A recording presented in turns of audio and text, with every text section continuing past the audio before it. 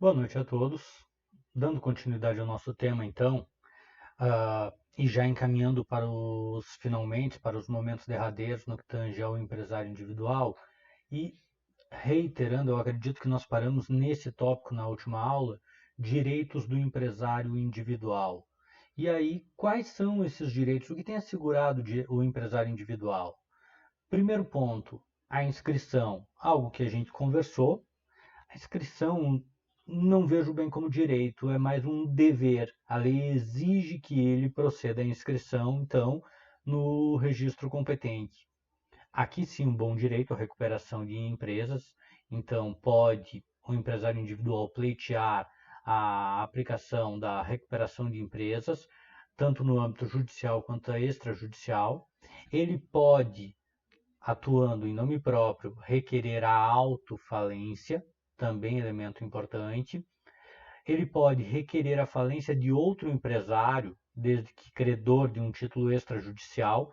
Pessoal, isso é muito importante, por quê? Porque não sendo empresário individual, nós teríamos que entrar na justiça, nós teríamos que constituir a obrigação, entrar com a ação de execução, enfim, uma novela.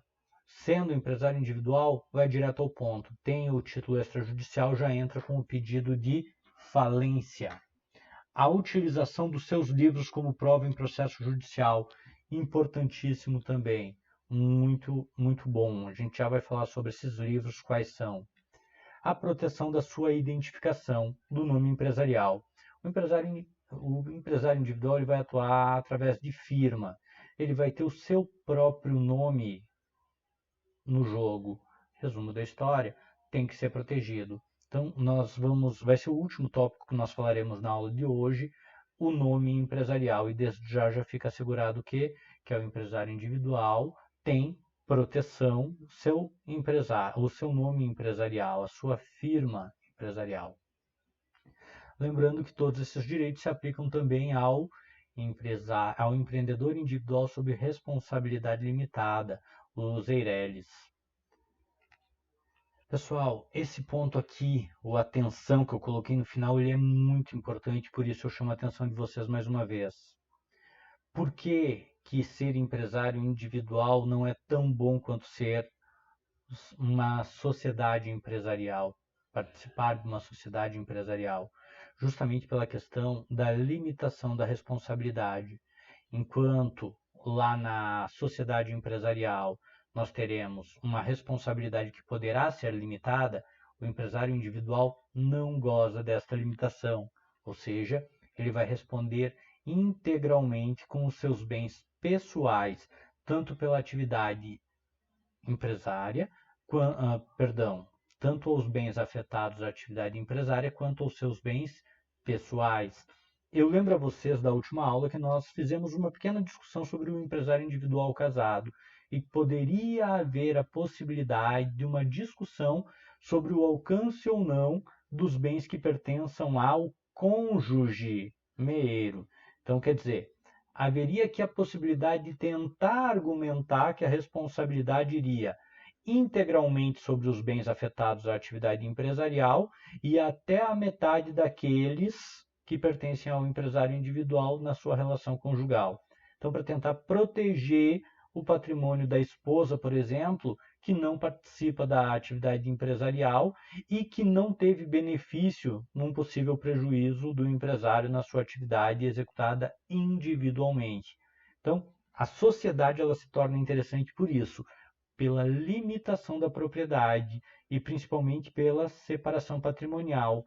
Como assim? Enquanto o empresário individual atua em nome próprio e mistura todo o seu patrimônio, afeta todo o seu patrimônio, na sociedade empresária, a gente vai entrar no assunto na sequência, nós vamos ter separação.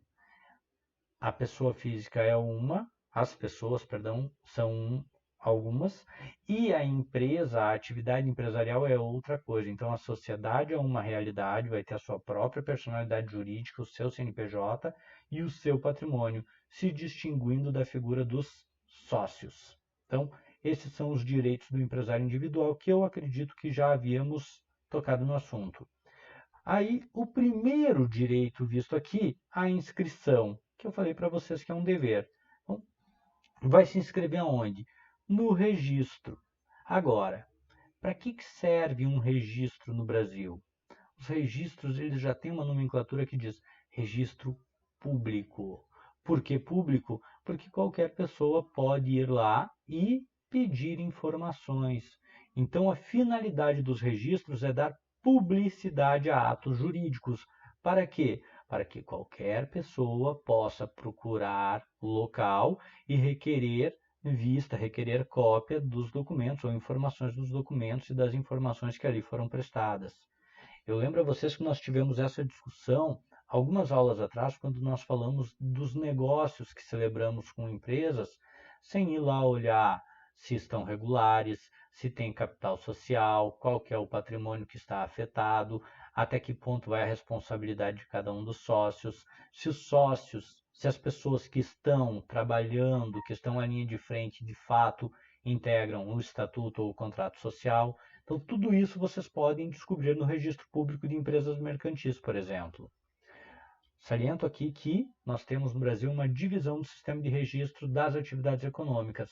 Registro Público de Empresas Mercantis para as atividades empresárias, que é a que vocês estão agora trabalhando, empresário individual e sociedade empresária, e o Registro Civil das Pessoas Jurídicas para as atividades que não são empresárias, por exemplo, as atividades intelectuais. Lembra que nós falamos lá no começo do semestre sobre o que seriam atividades empresariais e as atividades excluídas do âmbito da empresa, dentre elas as atividades intelectuais? Então, as sociedades de atividades intelectuais, por exemplo, as mais variadas, elas vão entrar aonde? No registro de pessoas jurídicas. Como nós estamos falando de empresário individual ainda, o empresário individual tem o dever de, antes de começar a operar, ir até o registro público de empresas mercantis e cumprir os requisitos para ali se registrar. Então, aqui só um outro adendo agora que eu vi, se a atividade intelectual for exercida por profissional liberal ou autônomo, ele não formou uma sociedade, ele vai trabalhar sozinho, o contador vai trabalhar sozinho, o advogado vai trabalhar sozinho, basta registro na prefeitura.